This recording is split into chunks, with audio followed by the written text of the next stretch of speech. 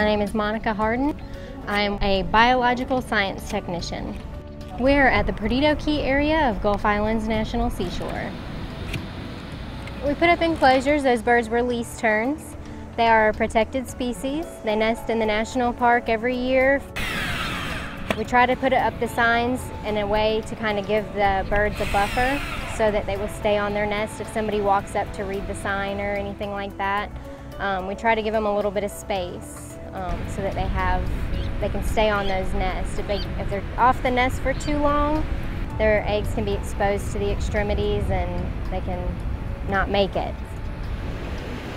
This year is going to be a little bit different with all the oil and everything, but we're doing our best to protect our nest from visitors like we do every year, and then with all the cleanup crews and all that, we're just, trying to educate them as well.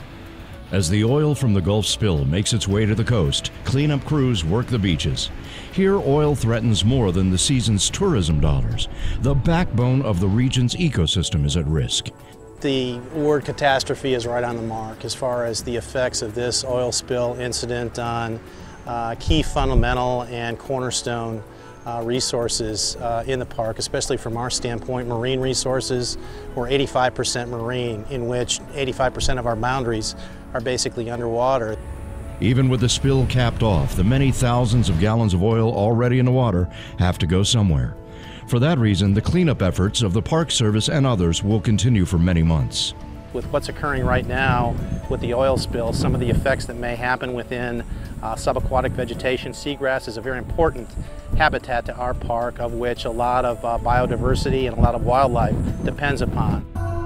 We need to be very careful when we do contemplate cleanup in national parks, in nature, in the wild, because there are a lot of critters that are using these shorelines, these beaches. We have sea turtles crawling up the beaches and laying their eggs. If we try to clean up with mechanized equipment, we'll crush the eggs. The vibrations will upset the critters that are trying to hatch and find their way into the ocean. And so we have to do all this by hand. It's labor intensive, but if we're going to keep from losing a generation of wildlife on the coast, we'll have to find a better way to deal with this than just what's efficient or effective for people. At all stages of the cleanup process, the Park Service employs science to determine the best solutions. The key to science with the National Park Service is to be able to make informed decisions.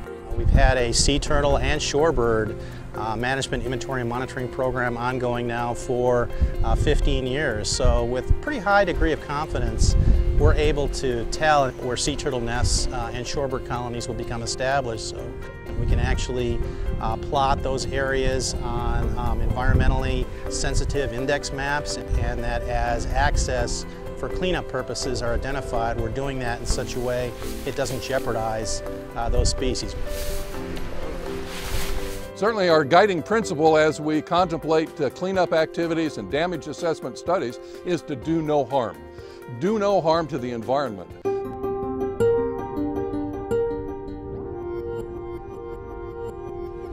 Throughout the region, park scientists are working hard to ensure future generations have an opportunity to enjoy this beautiful coastline.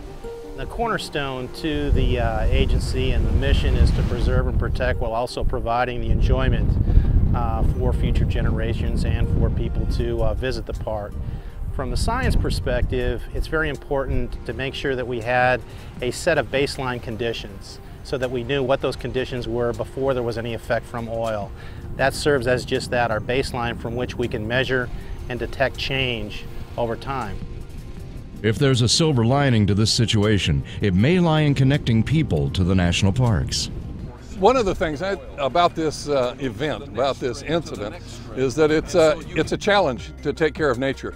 But the silver lining, the good side of that, if you will, is that it introduces a lot of people to their own backyard, to places they might not have visited, places they might not have seen or realized were available to them. We still want people to come, but we want people to enjoy the birds. We want people to see the birds nesting. It's nature, we want people to see that and learn from it. So we definitely try, to educate as much as we can to anybody that's interested.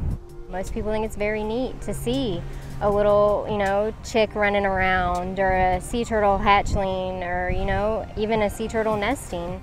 Long-term, people learn how connected they are, and when they're connected in that way, then they care about it. When they care, then we protect it better. As national park managers, it's really important not only to preserve and protect this from pollution and from invasive species, but also to connect people to the places. And so we're going to take advantage of this opportunity and try to connect people as best we can to the beaches, to the shoreline, and to the marine resources in the Gulf of Mexico. It's important for, anybody to protect what we have.